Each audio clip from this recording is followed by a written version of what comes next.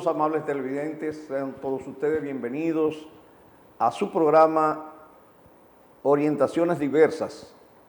Hoy tenemos un tema sumamente importante. Tenemos un conversatorio sobre lo que son las medidas de coerción. A propósito de los comentarios que la gente hace sobre el caso del ex Procurador General de la República, el licenciado Bernardo Hinoa, el licenciado Félix Vargas, Gerson García y quien les habla.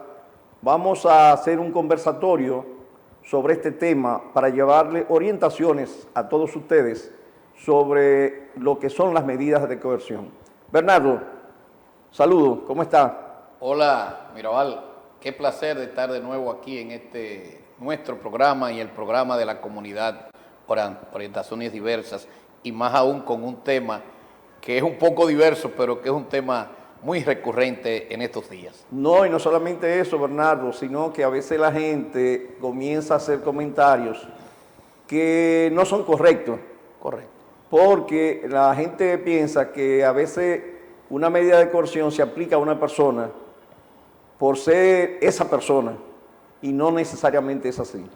No, sí. Se pierde el criterio de objetividad y entonces ahí es donde se deslizan, pero para eso está este programa Orientaciones Diversas, que pretenderá hablar con las cosas propias del derecho, como es su función, orientar. Sí. Primeramente, Bernardo, antes de entrar de lleno a lo que son las medidas de coerción, tenemos que explicarle a los amables televidentes lo que es una acción en materia penal.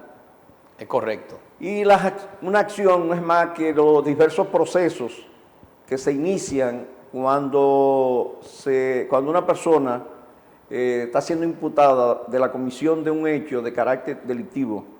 ¿Sí? Entonces, de ahí surgen lo que son las acciones públicas, acción pública a instancia privada y la acción privada. Correcto. Entonces, para entrar ya en el tema, tenemos al licenciado Félix Vargas, que nadie mejor que él, que le va a explicar a los amables televidentes lo que es una acción pública. Bienvenido, Félix. Bueno. Bienvenidos a todos teleoyentes, Bernardo, Mirabal. Pues entrando inmediatamente en materia, pues con respecto a la pregunta de acción pública contenida en nuestro Código Procesal Penal, y específicamente en los artículos 30, 31, 32 y siguientes del mismo, podemos definirla como la ejecución de oficio por parte del Ministerio Público en la persecución de los hechos presumiblemente punibles y en contra de los infractores de las leyes penales. Decimos de oficio, que lo aplica de oficio en el entendido de que no necesita denuncia, no necesita un querellamiento, sino que con el rumor público inmediatamente debe de intervenir y hacer todas las investigaciones necesarias para perseguir y dar con respecto a los hechos punibles que se le pueden imputar a una persona tanto física como moral. Bueno, pero, a grosso modo. Félix, en la definición veo que mencionas el Ministerio Público, un asunto que está de moda, y como sabemos, y tal como tú lo señalas, de oficio debe el Ministerio Público actuar, ya que, como está estipulado, representa a la sociedad. En ese sentido, es bueno que las personas, quienes tienen el honor de escucharnos y nosotros el honor de hablar con ellos a través de estos medios, sepan qué es el Ministerio Público.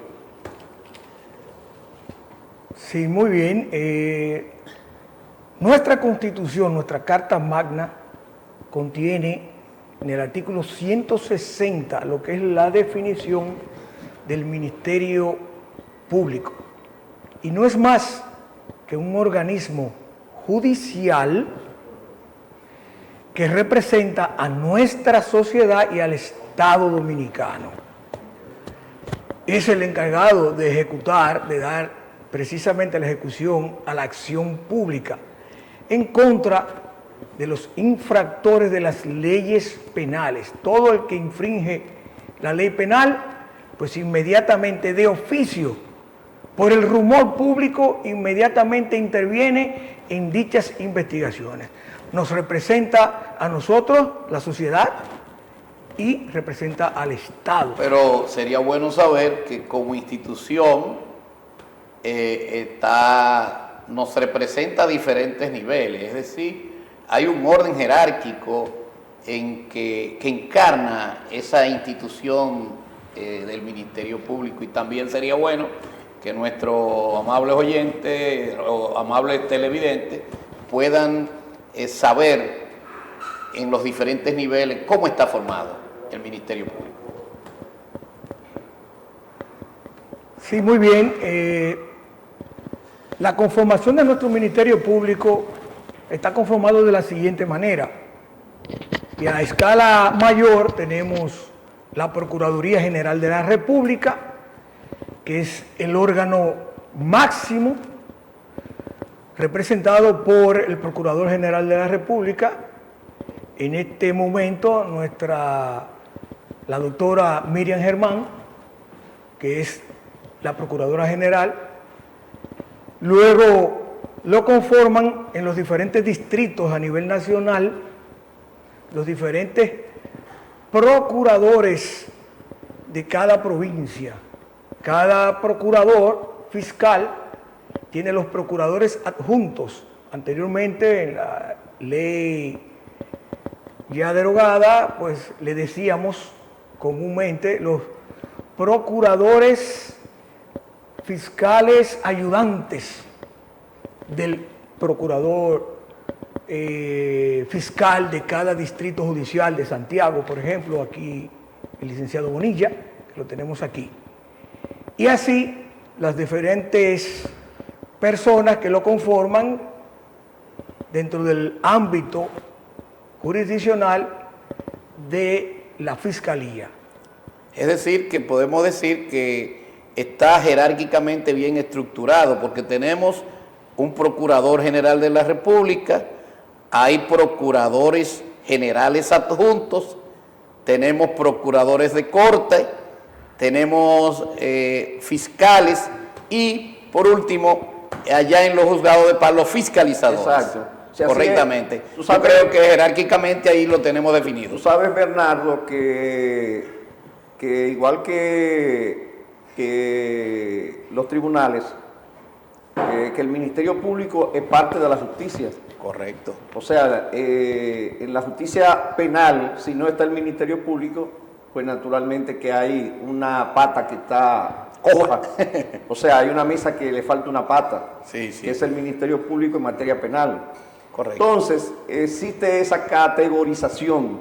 Correcto. Es decir, que en primer lugar está el Procurador o Procuradora General de la República, como tú señalabas, los procuradores de Corte de Apelación en las diferentes Cortes de Apelación, los procuradores fiscales en los tribunales de primera instancia de carácter penal y finalmente los fiscalizadores para los asuntos penales.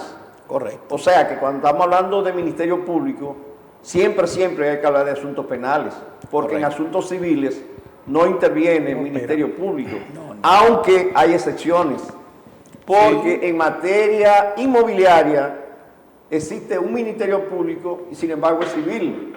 Es correcto. Que es el abogado del Estado. Y el abogado del Estado interviene en algunos procesos, como son el saneamiento inmobiliario, que es obligatorio la intervención del Ministerio Público, en este caso el abogado del Estado, y también en una acción que es la revisión por causa de fraude, que correcto, si no está el Ministerio Público, en este caso el abogado del Estado, es un proceso que está cojo. Sí, porque... Y las acciones penales, que también en materia inmobiliaria, que están establecidas en el artículo 113 y siguiente de la ley 108-05. Es decir, que hay esas excepciones, pero también hay otras excepciones, porque hay un Ministerio Público Laboral. Correcto. O sea que hay esas excepciones de que no solamente en materia penal que existe el Ministerio Público. Y estoy de acuerdo contigo, Mirabal, porque volvemos al origen. ¿Qué es Ministerio Público? Representante de la sociedad. Entonces, cuando puede haber cualquier cosa que de alguna manera, directa o tangencialmente, afecte a la sociedad, ahí entra la acción del Ministerio Público. Sí, es importante, Bernardo y Félix, que les informemos a los amables televidentes a quién corresponde ejercer la acción pública. Sí, antes de responder a la pregunta del magistrado Mirabal, queríamos con respecto a la clasificación del Ministerio Público ante el Poder Judicial, queríamos agregar que en cuanto al Procurador General de la República, se sepa bien claro que es por ante la Suprema Corte de Justicia. Claro. Eso no faltó. Sí, claro. Importante eso. Sí, sí. Continuando el mismo orden, los procuradores de corte de apelación, todo penal, claro está, ante las cortes penales de los diferentes distritos o departamentos judiciales de las diferentes provincias del país. Félix, disculpa que te interrumpa, pero también hay un procurador general administrativo para los asuntos, las demandas que se le hacen al Estado, es decir, los particulares contra el Estado. Que es en el Tribunal Administrativo. Que también es un ministerio público. Lo que pasa es que nadie conoce eso aquí. No. O sea, nadie sabe quién es el Procurador General Administrativo. Pero para eso estamos aquí, para orientar. Para orientar y aclarar. Sí. Siguiendo el mismo orden de la clasificación, están los procuradores fiscales de cada departamento de provincia que en la cuestión penal refieren la representación ante los tribunales de primera instancia penales, salas penales. Siguiendo ese mismo orden, los fiscalizadores ante los juzgados de paz correspondientes a cada distrito. Tal y como el magistrado Mirabal señaló, también hay una representación de fiscales en el caso de tierras, tribunal de tierra, que lo es el abogado del Estado. Ese es el representante del Estado ante los tribunales de tierra. Asimismo, en la materia laboral, también están esos fiscales laborales para esa misma importancia que se le da con respecto al accionar público, que es de oficio, como ya le indicábamos, y de oficio es que inmediatamente el rumor público deja oír cualquier información, inmediatamente intervienen. Sí, Félix, tú sabes que tenemos un código penal del año de 1884, es decir, un código que realmente está obsoleto y que hace 20 años que hay un proyecto de ley para modificar ese código y las cámaras legislativas no se ponen de acuerdo, aunque se aprobó un código, pero ese código fue declarado inconstitucional por el Tribunal Constitucional. Mucha gente cree que esa inconstitucionalidad de ese código fue con motivo del tema del aborto, y realmente no fue así, sino que en la aprobación del código se violó un procedimiento constitucional, y por ese motivo, porque el Tribunal Constitucional no examinó los hechos que tienen que ver con el aborto, sino que se refirió única y exclusivamente a la violación a un procedimiento constitucional. Y por ese motivo, el Tribunal Constitucional declara inconstitucional el código, que debió entrar en vigencia en el año 2015. Sin embargo, no pudo entrar en vigencia. Entonces, el Código Penal clasifica los hechos punibles en 3 categorías, que son los crímenes, los delitos y las contravenciones. Entonces, es bueno aclarar a los amables televidentes que el Código Procesal Penal también, cuando se habla de acción pública y acción privada, decirle cuáles hechos, Félix, son de acción pública y cuáles hechos son de acción privada. Sí, fijaos bien, Los hechos de acción pública son los hechos más gravosos, más graves, tales como robo agravado, homicidio. Están los hechos de violencia intrafamiliar, como son violencia de género contra niños y niñas y adolescentes, y ese tipo de hechos que por su naturaleza han sido clasificados de acción pública, hechos graves que infringen nuestras leyes penales de una forma en el que debe de oficio intervenir, y volvemos y repetimos de oficio, el Ministerio Público. Escúchame, Félix, que te interrumpa. Entonces, estamos diciendo que esa gravedad está en función del nivel de criminalidad. Es decir, que se tipifican como crímenes que afectan a la sociedad. Correcto.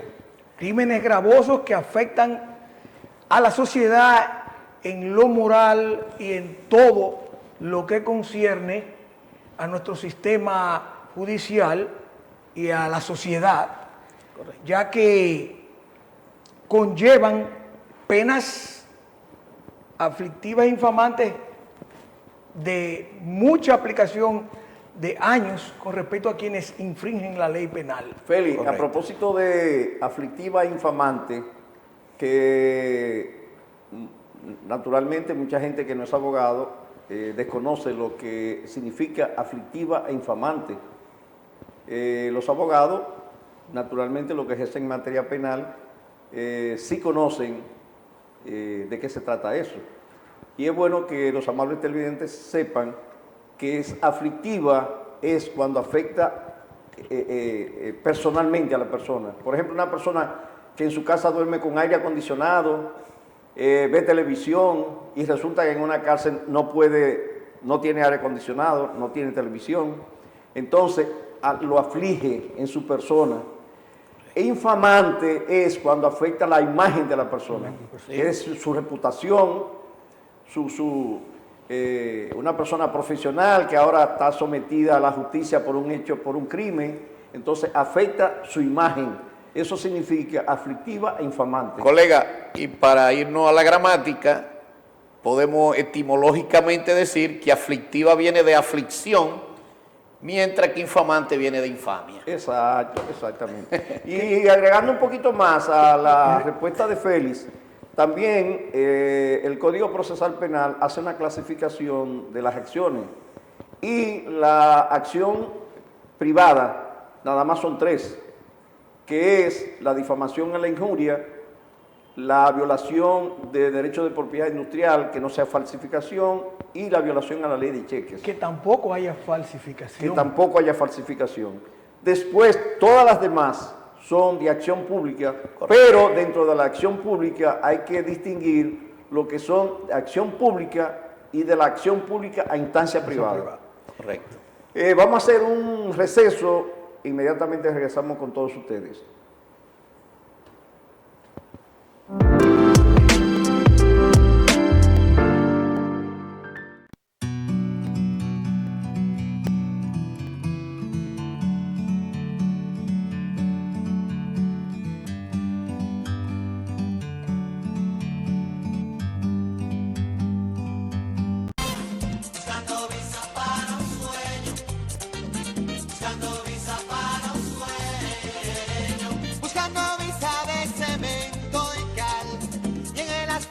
¿Quién me va a encontrar? Buscando visa para un sueño. Buscando visa para un sueño. Buscando visa la razón de ser. Buscando visa para no volver. Buscando visa para un sueño. Buscando visa para un sueño.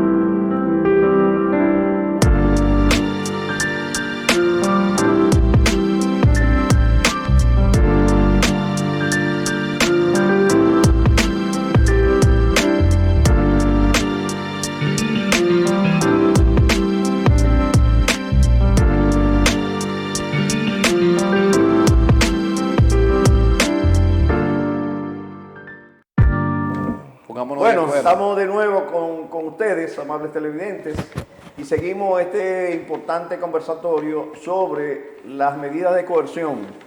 Bernardo, hemos hablado sobre algunos aspectos muy importantes, pero realmente no hemos hablado en sí de lo que son las medidas de coerción. Sí. Y ahora tenemos que hablar de eso.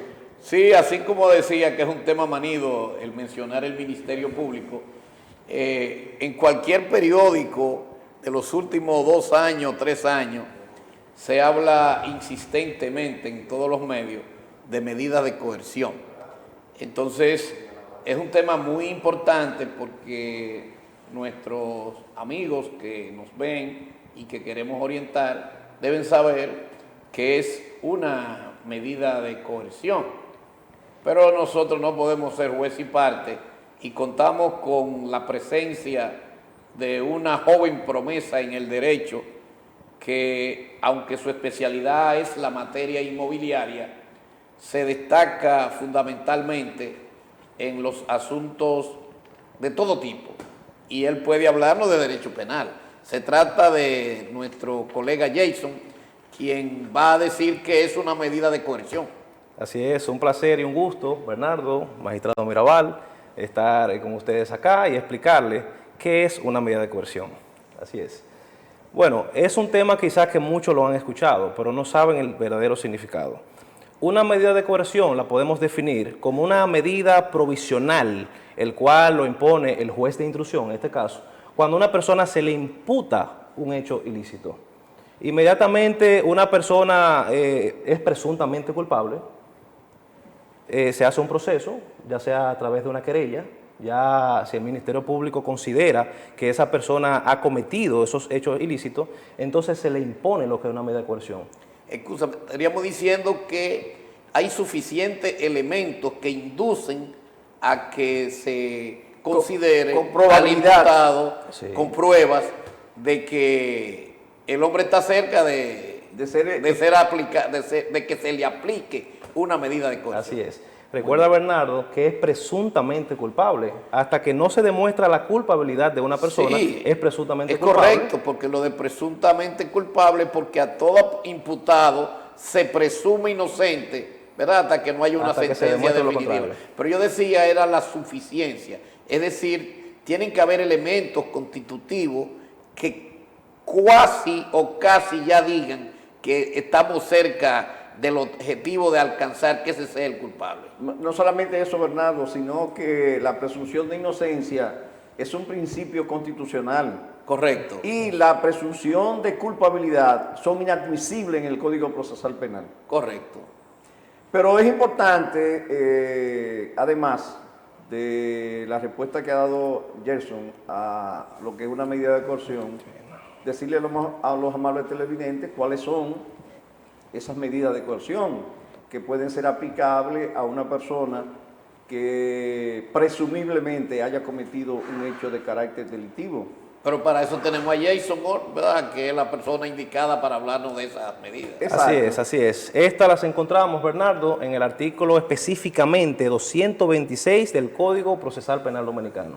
Son 7. Entre ellas está la primera, que es la presentación obviamente periódica o la presentación de una garantía económica.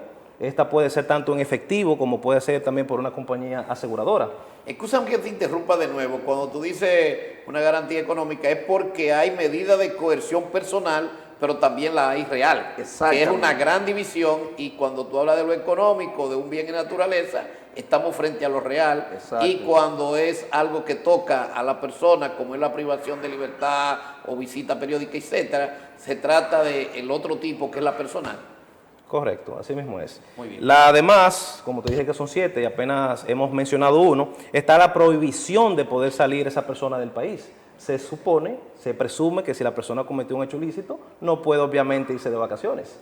Coger la de Villadiego, ¿no? Sí, así mismo es. La tercera, Bernardo y Mirabal, está la obligación de someterse a la vigilancia, ya sea de la alta policía o de una persona en específico.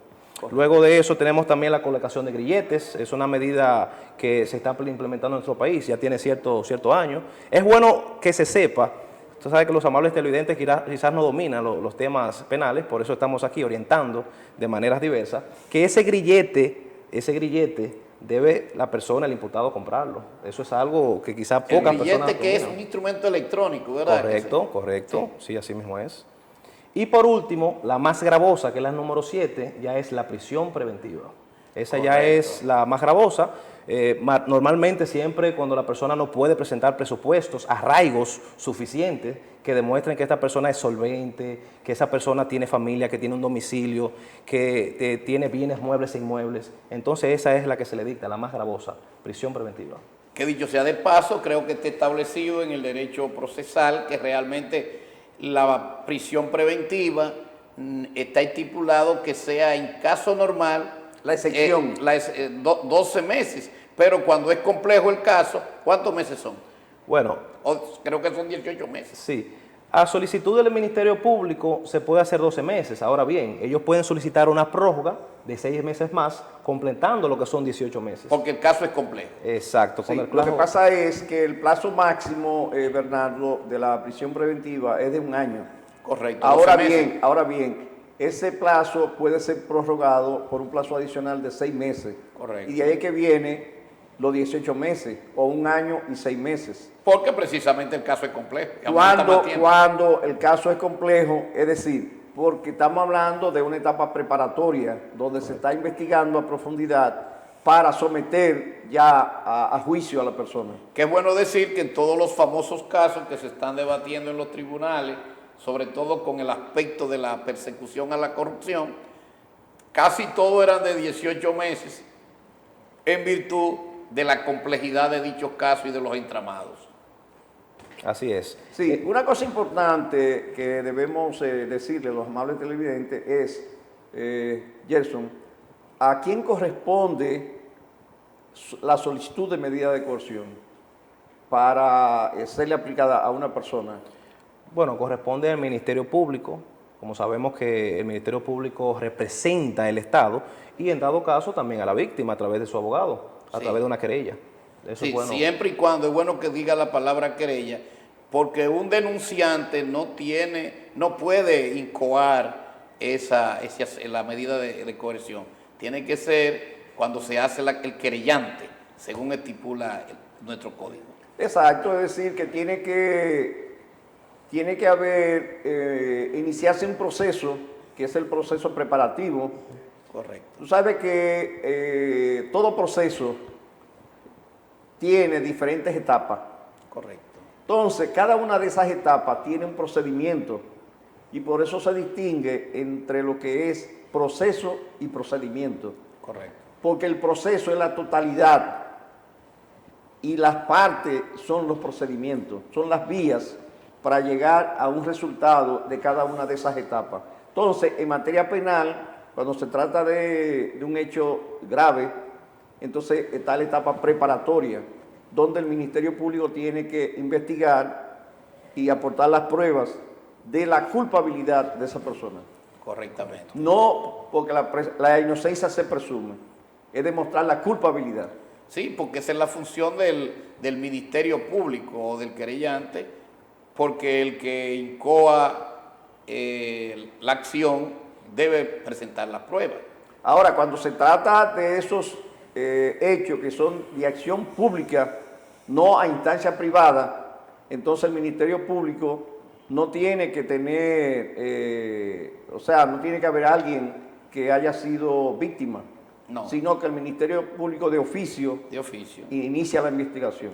Volvemos al tema original de que se está afectando los cimientos de la sociedad. Claro, claro, así es. Sabe que retrocediendo un poquito al tema del cese de las medidas de coerción, eso lo podemos encontrar a partir del artículo 241 del procesal penal. Sabemos que el tiempo máximo quizás son 12 meses, entonces el 242 específicamente, para que nuestros amables televidentes también aprendan de derecho, que eso es uno de nuestros principales objetivos, es donde habla de la prórroga de 6 meses más a un total de 18 meses. Cumplido ese tiempo, ya entonces obviamente esa medida tiene que ser variada. Entonces, es bueno también que se aclare, y eso creo que lo tenemos claro para nuestros televidentes, nuestros seguidores, que la prisión preventiva es como el promedio, porque no es la reclusión ni es el arresto, sino que está en medio de ella, porque realmente no se ha ido al fondo del proceso, y como decían de una manera excelente el magistrado Mirabal, se está en lo que se llama la etapa preliminar de dicho proceso. Correcto, es una medida cautelar, y Cautelar. provisional. Correcto. Sabemos que lo provisional no es lo continuo, así mismo es. Correcto. Sí. Gerson, ¿y en cuáles casos procede la medida de coerción? De acuerdo al Código Procesal Penal, ¿cuáles son los casos en que procede la aplicación de una medida de coerción? Bueno, Fundamentalmente la de prisión preventiva. ya la prisión preventiva, cuando un juez considera, con un tribunal, que hay una posible fuga, que esa persona que presuntamente se le impute ese hecho punible, se puede distraer del proceso. Para eso están lo que son los arraigos. Si un imputado, su abogado, cuando está en atención permanente, que se le está imponiendo medida de coerción, no le coloca ni le pone los suficientes arraigos socioeconómicos, obviamente el juez va a entender que esa persona se va a distraer del proceso, que esa persona se va a ir del país, que esa persona se va a esconder. Entonces ahí el juez obviamente impone la numeral número 7 del artículo 226 de prisión preventiva para que esa persona permanezca obviamente bajo el cuidado de una cárcel, para que no pueda ni distraer el proceso, que no puedan los elementos probatorios quizás también cambiarlo, que si hay un testigo por ahí no lo vaya a desaparecer, o lo vaya a presionar, o lo vaya a amenazar. Entonces el juicio sea un juicio limpio, que se pueda conocer el fondo de manera limpia sobre ese hecho. Muy bien aclarado por ti, Jason, porque no solamente prima la presunción de fuga, sino también que haya ocultamiento de aquellos elementos probatorios que en un momento determinado van a ir en abono del juicio al imputado que se presume culpable. Sí, Bernardo, hay un tema sumamente importante, y digo un tema, pero realmente es un aspecto importante, que es la variación de la medida de coerción al ex procurador general de la República. Correcto. Que hay muchos comentarios de personas por desconocimiento, a veces hacen comentarios que quizás no es la realidad.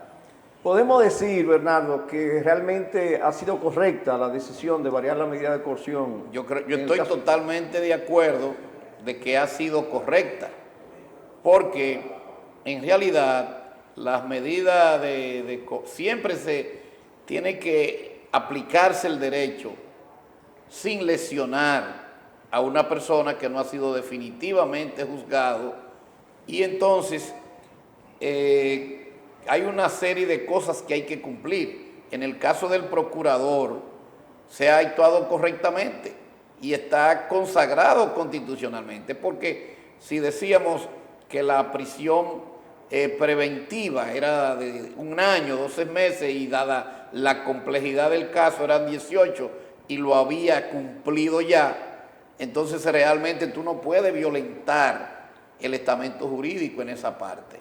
Yo creo que se ha cumplido realmente con lo que consagran nuestras leyes y procede. Lo que pasa que estos son casos que adquieren un elemento subjetivo porque son politizados, y muchas veces el desconocimiento de la práctica jurídica lleva a las personas que actúen de manera emocional y quisieran que la prisión preventiva no sea de 18 meses, que sea de 5, de 10, de 20, pero ya cuando se habla de esos términos, estamos hablando de que hemos pasado por un proceso de fondo y que la persona ha sido condenada, pero no estamos frente a un condenado. La medida de coerción que se llama prisión preventiva es precisamente para evitar lo que muy sabiamente explicaba el colega Jason, pero no es para condenar a la persona al cumplimiento de una pena que todavía no ha sido impuesta por un juez, y si cumplió con el periodo entonces se puede variar porque existen otros métodos, como muy bien él explicó, y el que le han aplicado al procurador. Él tiene el grillete, él no puede salir del país, esas son medidas de coerción. Entonces, por tanto, podemos decirle y es mi opinión, que se adhiere a lo que opinan, que se actuó correctamente en función del derecho. Gerson, ¿por qué podemos decirle a los amables televidentes que ha sido correcta la variación de la medida de coerción al ex Procurador General de la República? Bueno, si nos vamos al procesal penal, artículo 241, 242, establece el cese de la medida de coerción. Como todos los televidentes saben, a él se le impuso 1 año de medida de coerción. El Ministerio Público solicitó una prórroga establecida en el 242. Esa prórroga fue de 6 meses más para un total de 18 meses. Ya él sobrepasa los 18 meses. Entonces, ¿qué pasa? Él está ahora mismo de manera ilegal preso. Incluso, magistrado, es un tema específicamente para los penalistas, y mi amigo Bernardo, a él se le pudo haber incubado una acción habeas corpus. ¿Por qué? Porque él estaba entonces preso de manera ilegal. No, ya él no está preso. O sea, si no le hubiesen obviamente aceptado el cese de la medida. Por eso entonces el juez actuó de manera correcta. Sí, podemos decir entonces, finalmente, Gerson, que la variación de la medida de coerción procedía por el hecho de que había llegado el plazo máximo de la medida de coerción, de la medida de coerción, y ya vencido el plazo de la prórroga, no es posible una nueva prórroga. Correcto. Pero perdón, Mirabal, escúchame que te interrumpa, para la tranquilidad de los que nos escuchan y para que no crean por el matiz político que nosotros estamos haciendo adhesión a esa causa o el procurador, eso no significa de ninguna manera que él esté libre de culpa. No.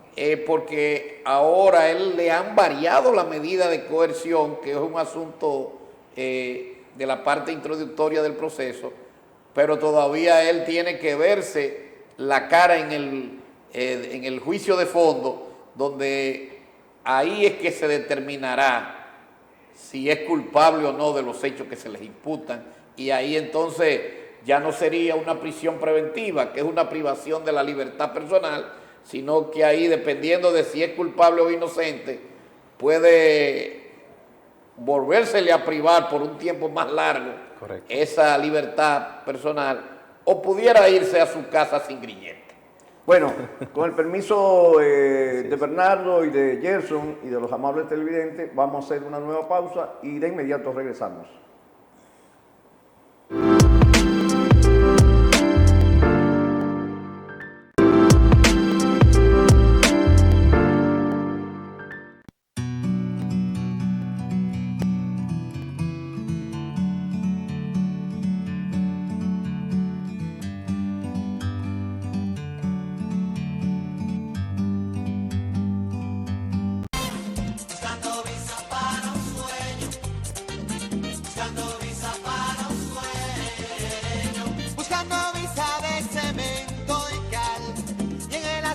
¿Quién me va a encontrar?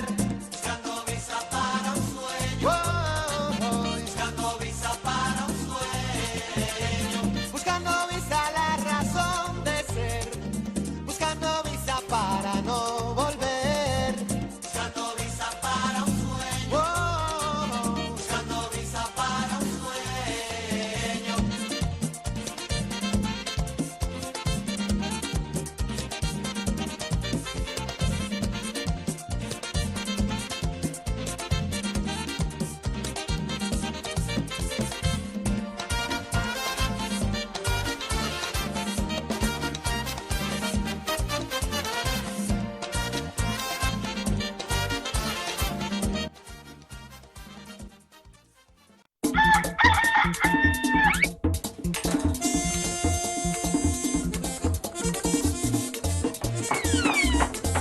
¿Y ustedes qué van a querer? Jamoneta, jamón, salami. Mamá, pues se acabó el salami. Ay, sí, trompo, no he querido ni pararme de la cama. No se apure que eso lo resuelvo yo.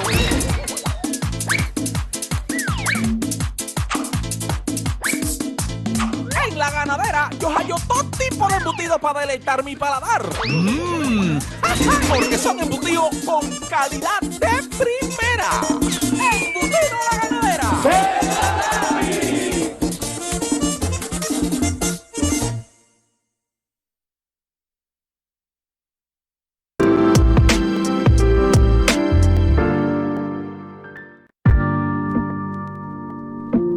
Gracias, amables televidentes, por continuar con nosotros.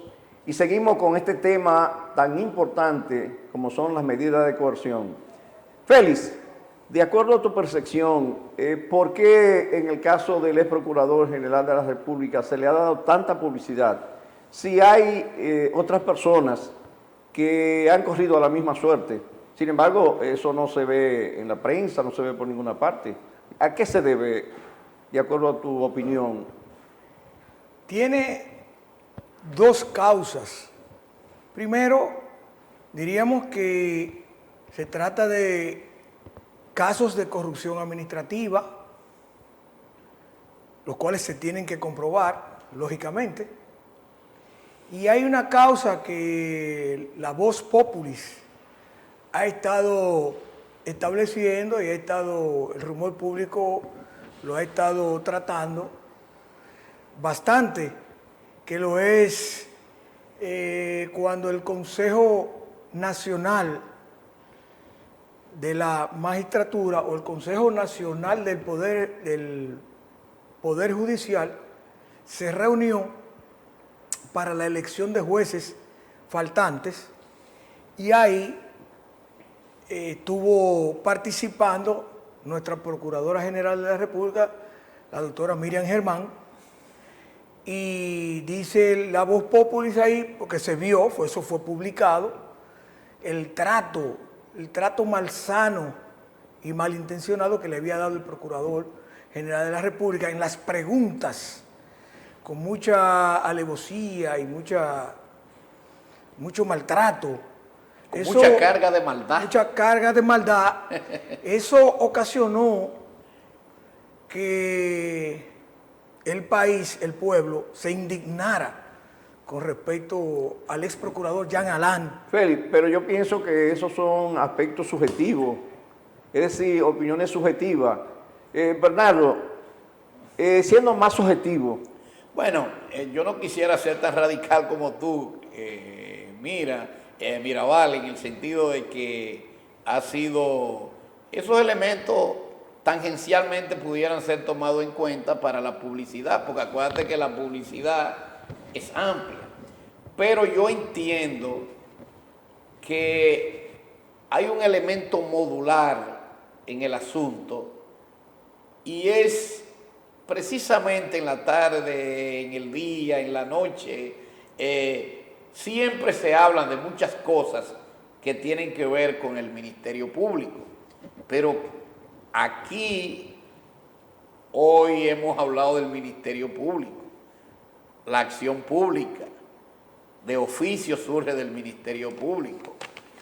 El Ministerio Público es la instancia que representa a la sociedad en todos los niveles, pero debemos recordar, cuando muy bien Félix explicó aquí, el Procurador General de la República, que va en paralelo y es el que representa a la sociedad ante la Suprema Corte de Justicia, en el pasado lo era el susodicho Jean Alain Rodríguez. ¿Qué ocurre?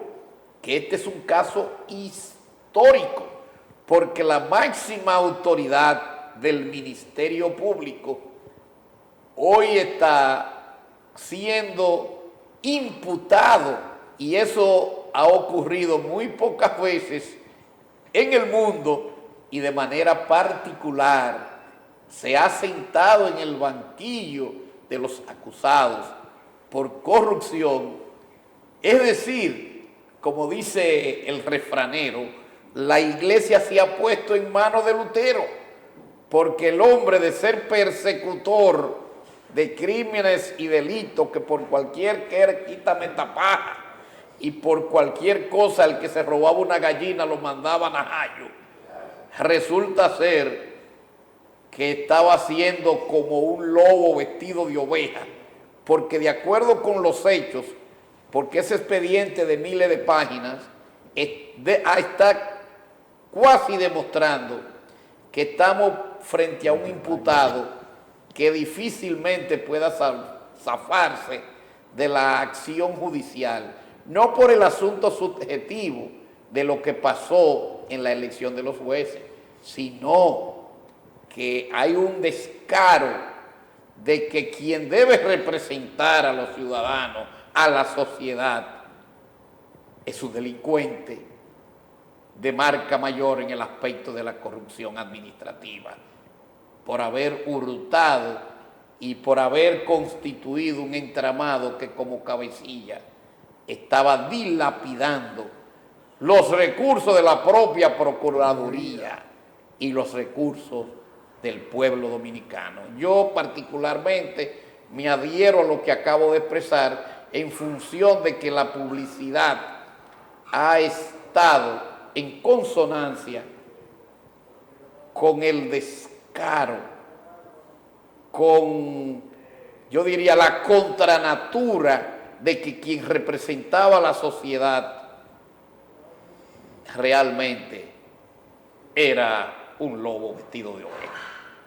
Sí, agregando algo más a lo que tú has dicho, Bernardo, también hay que tomar en cuenta que los medios informativos, fundamentalmente los noticieros, ese tipo de noticias donde hay una persona de esa categoría como la figura principal, Sí, pues naturalmente sacan provecho. Sí. Y entonces los medios de comunicación aprovechan esa situación para atraer público. Y tú sabes que a la gente le gusta ese tipo de noticias. Sí. Y además se le da una connotación a esa noticia que llame la atención de la gente. Claro. Entonces, y en ese caso. Entonces, además de lo que tú planteas, hay que tomar en cuenta ese aspecto. Sí, sí. De que los medios de comunicación, cuando se trata de noticias donde hay personas importantes involucradas, sí, entonces sí, ellos le dan más publicidad y hay una connotación diferente a cuando es un simple ciudadano que nadie lo conoce y nadie sabe quién es. No, porque acuérdate que el sensacionalismo es como el sazón al sancocho. Cuando hay personas de ese tipo, el sancocho queda más sabroso y la gente quiere comérselo. Porque eso forma parte de un elemento consustancial a la comunicación y a uno de los elementos de la comunicación, que es la publicidad. Sí, no, y además hay que tomar en cuenta, Bernardo, que hay una competencia muy aguerrida entre los medios de comunicación que quieren siempre estar en el primer lugar en la audición de la gente. Entonces, eso hace que ellos le den ese carácter de primacía. Y no solamente eso, Mirabal, acuérdate que hubo cambio de gobierno. Y entonces el elemento político, que nosotros somos todos políticos en este país, abona eso. Porque déjame decirte, fueron 20 años y en los últimos 4 años esa era la máxima figura. Y entonces la gente siente lo que le... ¿Tú sabes qué es el elemento? ¿Cuál es el elemento, Mirabal? Que la gente siente la morbosidad de que aquel que se comía los muchachitos en fricasé, hoy se ha vuelto un muchachito llorando en los tribunales. Feli, ¿qué podemos decir con relación a eso de tanta publicidad que se le ha dado a este caso en que está involucrado el ex Procurador General de la República? Sí, ciertamente es la figura del procurador, del ex Procurador General de la República, que se entiende que es el persecutor y el ejecutor de la acción pública en representación de la sociedad y del Estado. Entonces, a esta persona se le está imputando graves hechos en cuanto a la administración del propio presupuesto de la Procuraduría General de la República. Queríamos agregar algo que se quedaba, y es con respecto a que la variación de la medida de coerción, que era la más gravosa de prisión preventiva, se varió por el plazo máximo de los 18 meses. Queríamos agregar que siguen manteniendo prisión. Ahora, la variación lo lleva a lo que es a la prisión domiciliaria con los grilletes, llamados grilletes, que son dispositivos electrónicos, impedimento de salida, entre otros impedimentos que tiene. Eso queríamos aclararlo en razón de que se sigue manteniendo en prisión, no con la más gravosa, pero... No, y además, Feli, hay que decirle a los amables televidentes que esos grilletes electrónicos están conectados con un sistema que en cualquier momento se sabe la ubicación física de la persona. Es decir, y además que no hay facilidad de que la persona se quite ese objeto. Y es muy buena la aclaración de Félix, porque la prisión en sus diferentes vertientes, sea definitiva, sea provisional o sea domiciliaria, es privación de libertad, porque Claro. él no puede ir ahora al malecón, ¿verdad?, a ver el carnaval. O sea que él tiene que estar en su casa. Sí, hay muchas restricciones con Sí, él relación a puede eso. verlo por televisión, el carnaval que empieza ahora en febrero. Claro, claro. O sea que hay privación de libertad personal. Bueno, señores, el tema es un tema sumamente importante, un tema interesantísimo, pero el tiempo en televisión es corto y hemos llegado al final del programa, naturalmente esperando que los amables televidentes estén con nosotros en una próxima entrega el próximo sábado, si Dios lo permite, a las 7 pasado meridiano.